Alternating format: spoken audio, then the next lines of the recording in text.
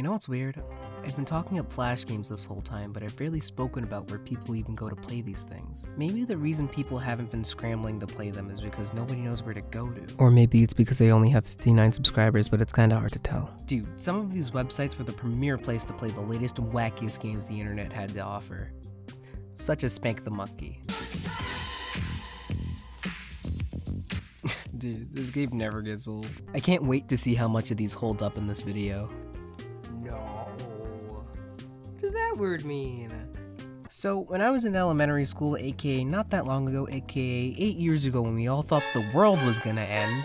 If only we knew. We used to go to the computer lab in my school every once in a while and go on a website called funbrain.com. Dude, this place was the best. You had flippin' playground games and you could read Diary of a Wimpy Kid for free?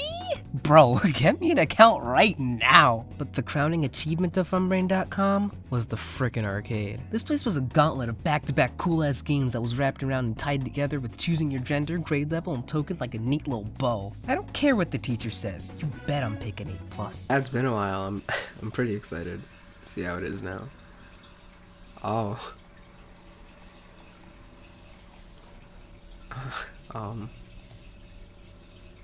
At least I can still read Diary of a Wimpy Kid.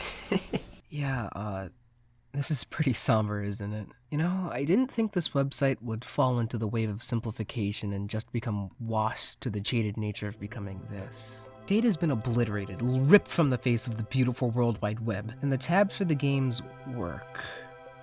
As in, you can click on the games and lament how you grew up too quickly. But hey, at least the Teen Titans Go clips work. Yay! Yeah, this video is gonna be a rough one.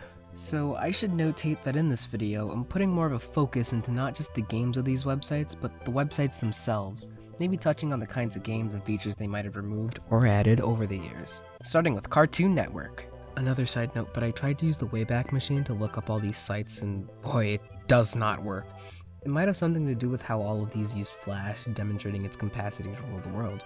So I'm just going to have to go mostly from memory here. So, Cartoon Network was probably the place I played games on the most. There was a constant stream of games, especially the ones that you could play on Halloween or Christmas.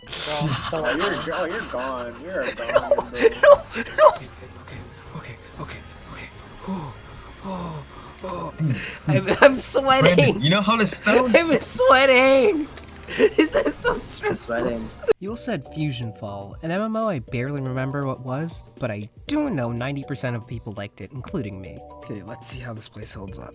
Okay, Cartoon Network is pretty darn good for what it is. At a first glance, everything looks true to the network while also straying away from the strictly black and white look it had originally. Look, you can do this.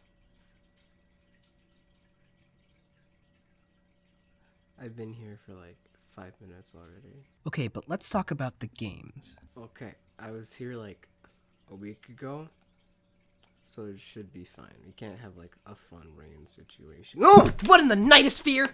51 games? What is this, Nintendo Switch Online? They slashed so many of these, good ones too. I mean, it was only a matter of time until these had to be removed, but that doesn't make it feel any less terrible.